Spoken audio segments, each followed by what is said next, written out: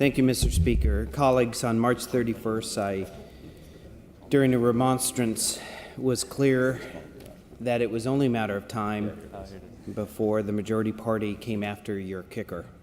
And today we first read House Bill 3555, which is a bill that would take the kicker. I'm not sure which I'm surprised about, my ability to forecast or the predictability of those who hate the kicker. It's a mechanism in our Constitution by which those of us who have the privilege of being here have to restrain our spending.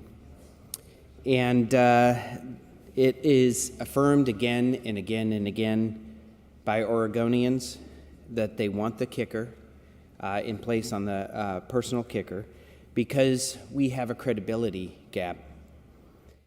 People don't trust us to not spend their money. And so when the economy produces more, they want it back. It's their money. Now, it's been introduced, Mr. Speaker, by you and Representative Taylor, two members of this House who I respect, but I disagree.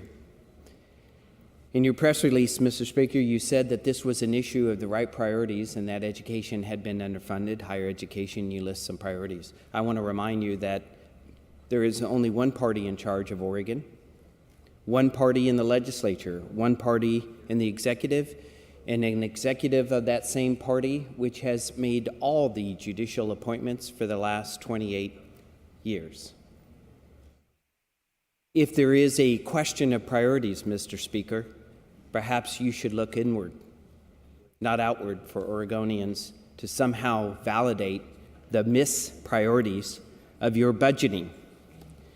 This is taxpayer money. I'm opposed to Senate Bill 3555. The Oregonians who put it there made a clear message to this House and a clear message to this Senate. When the economy produces more, return it to us.